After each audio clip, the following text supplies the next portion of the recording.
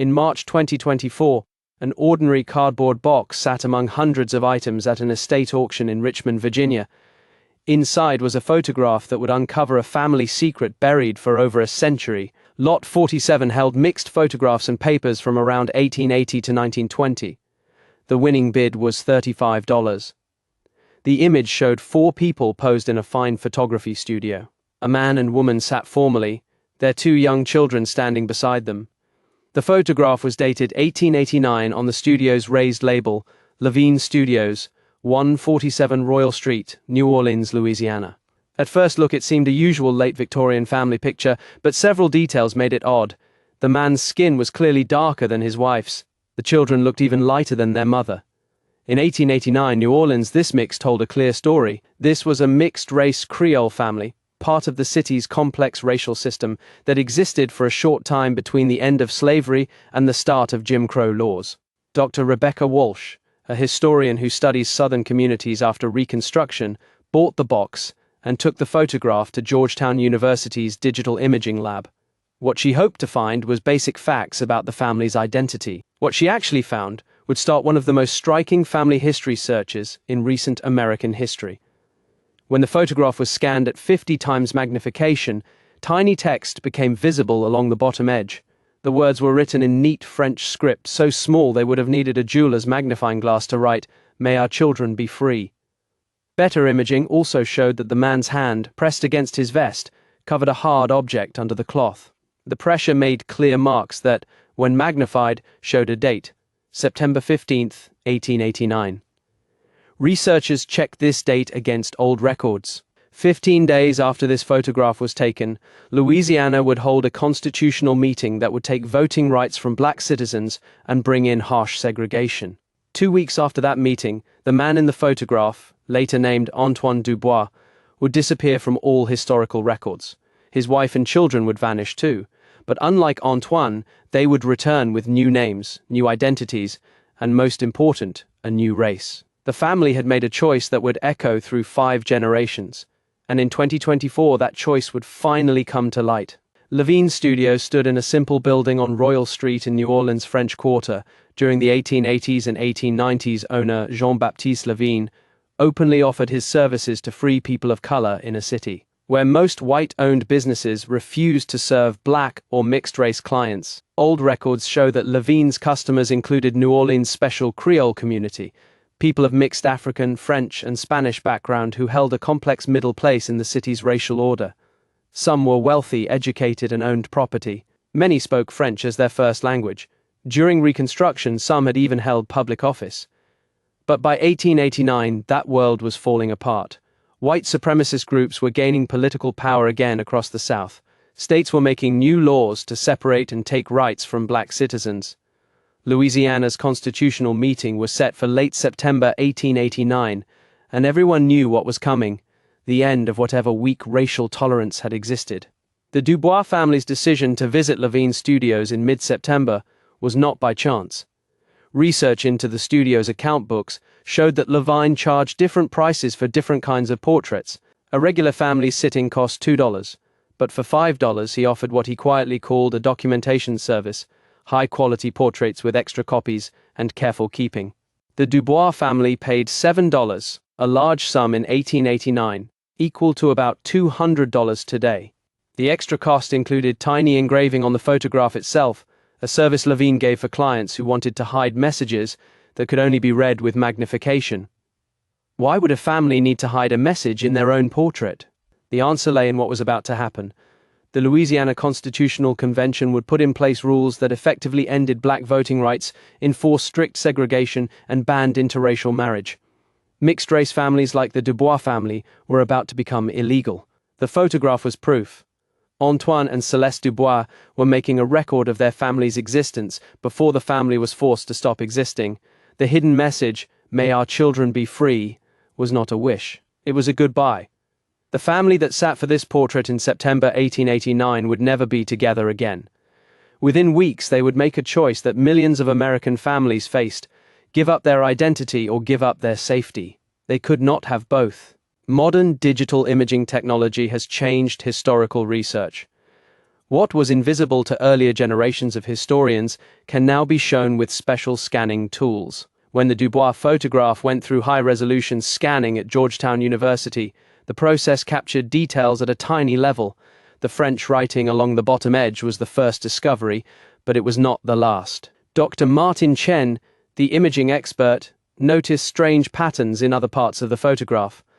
The mother's hand, resting on her daughter's shoulder, wore a special ring. When magnified, the ring's design became clear. An unusual compass rose with numbers engraved around its edge. Further enhancement showed these were geographic coordinates pointing to a property in the Treme neighborhood of New Orleans, one of the oldest African-American communities in the United States. Property records from 1889 showed the land was owned by Antoine Dubois. The most important discovery came from studying the photographic background itself. High magnification revealed faint writing hidden in the painted drapery. Certificate of Free Birth, fourth drawer behind the Saint Medal. This message pointed to a place where important papers were hidden. In the 19th century South, certificates of free birth were legal papers proving that a person of African descent had been born free, not enslaved. These certificates were valuable. They could mean the difference between freedom and slavery. Researchers realized the photograph served several purposes. It was a family portrait, but it was also a map, a message, and a legal record, all coded in an image that looked harmless to casual viewers. The Dubois family was preparing for a future where they might need to prove who they were and what they had lost. Tracing what happened to Antoine Dubois after September 1889 needed wide research across several states. New Orleans city records showed he vanished from the city directory after October 1889. Property records showed he transferred ownership of his Treme property to his wife Celeste in late October. Then came a gap. For 3 months, no records of Antoine Dubois existed anywhere. In January 1890, a man named Anthony Dubois appeared in employment records for the Southern Pacific Railroad in Houston, Texas, working as a porter. The records listed him as colored and noted he had recently arrived from Louisiana. Census records from 1900 confirmed this was the same man. Anthony Dubois, age 42, birthplace Louisiana, living in a segregated black neighborhood in Houston. He had remarried a black woman named Sarah Washington. They had 3 children. Letters kept by Sarah's descendants showed the emotional cost of Antoine's choice. In one letter, Sarah wrote, "My husband carries a great sadness. He had a family before me, but won't speak their names. Sometimes I hear him crying at night." Another letter said, "Anthony showed me a photograph yesterday, a woman and 2 children. He says they're in a better place now where they'll have opportunities he could never give them. He says he did the right thing, but the right thing is killing him." Antoine Dubois died in Houston in 1924 at age 66. His death certificate listed his job as railroad porter, his race as Negro, and his marital status as married to Sarah Dubois. Under children, it listed only the 3 children he had with Sarah. His first family, Marie and Thomas, were not mentioned. Legally and officially, they no longer existed as his children. Antoine had chosen their freedom over his happiness. He died having never seen them again. While Antoine disappeared into the segregated black communities of Texas, his wife and children carried out a carefully planned change. In December 1889, a woman named Celeste Beaumont appeared in Mobile, Alabama city records. She listed herself as a widow with 2 children, Marie and Thomas. Her listed race, white. The name change was small but important. Celeste Dubois became Celeste Beaumont. Mixed race became white.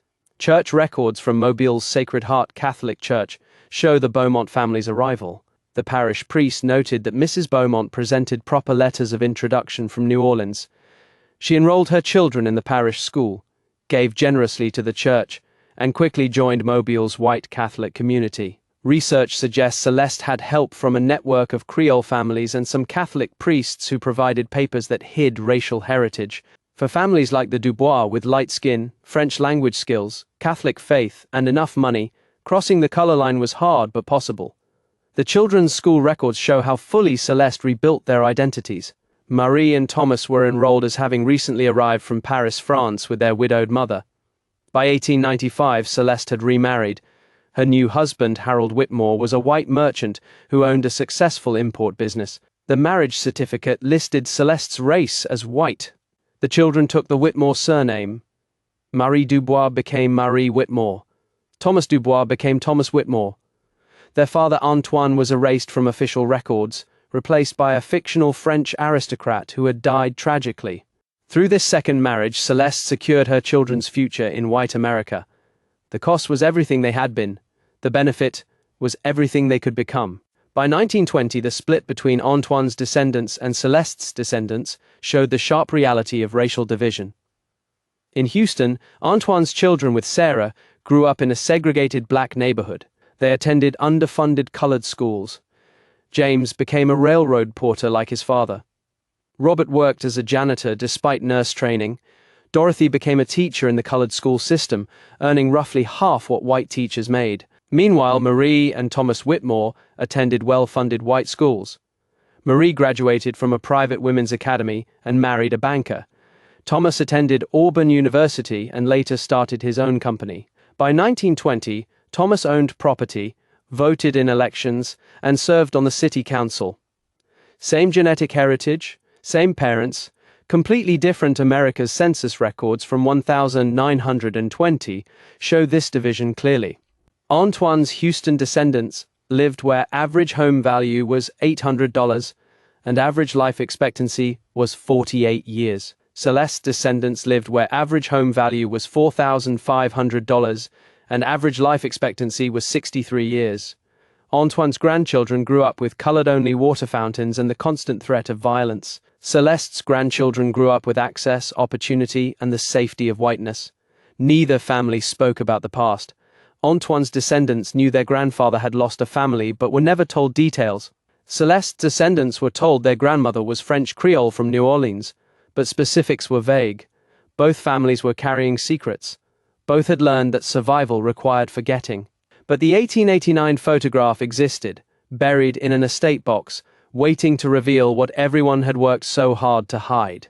When Dr. Rebecca Walsh published her early findings about the Dubois photograph in the Journal of Southern History in September 2024, she had no idea her research would reach the descendants themselves.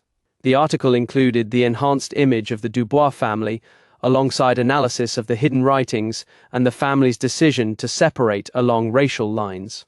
Two readers found it personally devastating. Margaret Beaumont, a 58-year-old civil rights attorney in Charleston, South Carolina, saw the article shared on a genealogy forum. She immediately recognized the name Celeste Beaumont, her great-great-grandmother. Family history said Celeste was a French Creole widow who had married Harold Whitmore in Mobile. But the photograph showed something Margaret's family had never mentioned: Celeste's first husband, who was clearly black. At almost the same time, James Mitchell, a 62-year-old Baptist minister in Atlanta, Georgia, saw the same article. His family oral history included stories about his great-grandfather Antoine, who had lost his first family under mysterious circumstances.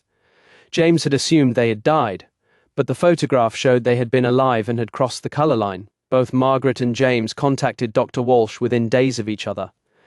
Margaret's DNA test results showed 18% African ancestry. James's results showed 12% European ancestry. The genetic evidence confirmed they were cousins. Same great-great-grandparents, same genetic heritage, but Margaret had grown up white, benefiting from white privilege. James had grown up black, facing segregation and discrimination. They shared blood but had lived entirely different American experiences. Dr. Walsh sent both of them a message, including the other's contact information. Then she waited to see if 135 years of separation could be bridged. Margaret Beaumont and James Mitchell agreed to meet in New Orleans, the city where their shared ancestors had made their impossible choice. Dr. Walsh arranged the meeting at the former location of Levine Studios on Royal Street. Margaret arrived first with her daughter Claire, a documentary filmmaker. James arrived minutes later with his son David, a high school history teacher. The four stood in the room where their great-great-grandparents had once posed for a photograph that would haunt their descendants more than a century later. "I don't know what to say," Margaret began. "I have spent my entire life believing I knew who I was, and now—" James nodded. "We knew he'd had sadness in his life, but we thought it was about people who died. We didn't know they were alive, just living as white people." The conversation lasted 4 hours. Margaret expressed anger at the deception and confusion about her own identity. "I've practiced civil rights law for 30 years, she said. "I fought discrimination against black communities. and the whole time I was benefiting from a choice my ancestor made to abandon her blackness. How do I reconcile that? James spoke about the burden his family had carried. Antoine worked himself to death as a railroad porter. His children faced Jim Crow, segregation, and violence, all while their cousins lived as white people with access to everything. That anger doesn't go away just because we're all family. But there were also moments of connection. When Margaret showed photos of her grandmother, James immediately saw the resemblance to his own. Both women had inherited Celeste's distinctive features. When James shared stories about Antoine's love of music, Margaret revealed that her family had similar French songs passed down through generations. They were strangers, but they were also family. The meeting in New Orleans was only the beginning. In the months that followed, both faced hard reckonings within their own families and communities. For Margaret, the revelation meant reassessing her entire identity. Learning that her great-great-grandfather was black forced her to face uncomfortable questions about privilege. Her work as a civil rights attorney took on new meaning and new complications. When she disclosed her family history, some praised her honesty. Others questioned whether she had any right to speak on issues affecting black communities. Her daughter's documentary became a flashpoint. Some saw it as powerful, others criticized it for centering a white woman's journey. James faced different challenges in his Atlanta congregation. Some members felt Antoine had been a victim who made an impossible choice. Others felt he had enabled his wife's abandonment of their community. James's son incorporated the family story into his high school history curriculum, but this too became controversial. The broader public response ranged from fascination to fury. Genealogy forums debated the ethics of exposing family secrets. The Dubois photograph, once an obscure artifact, had become a lightning rod for debates about race, identity, and history. As of February 2025, the legacy remains complex and unresolved. Margaret Beaumont and James Mitchell have kept contact, meeting several times, and developing what Margaret describes as a cautious kinship. They have connected their extended families. Not all relatives wanted to take part. Some of Margaret's relatives refused to acknowledge the African heritage. Some of James's relatives felt the Beaumont-Whitmore descendants had no right to suddenly claim family connection after generations of benefiting from whiteness. Dr. Rebecca Walsh's research expanded into a book documenting not just the Dubois family, but 17 other similar cases. The original 1889 photograph now resides in the Smithsonian's National Museum of African American History and Culture, donated jointly by Margaret and James. It is displayed alongside the enhanced versions showing the hidden messages. The property in New Orleans' Trem neighborhood that once belonged to Antoine Dubois still exists. A historical marker now identifies it as the site of family separation, 1889. Margaret now identifies as a mixed-race woman and has become an advocate for recognizing the descendants of those who passed. James has expanded his ministry to focus on healing racial divisions. The descendants face an ongoing question. What do they owe to Antoine and Celeste's memory? Should they honor the choice to separate, recognizing it was made under impossible circumstances? Or should they reject it, seeking to reunite what Jim Crow forced apart? There are no easy answers, but the photograph remains. A family frozen in time, smiling uncertainly at a future they could not imagine, carrying secrets they hoped would stay hidden forever. Instead, modern technology revealed what they tried to hide.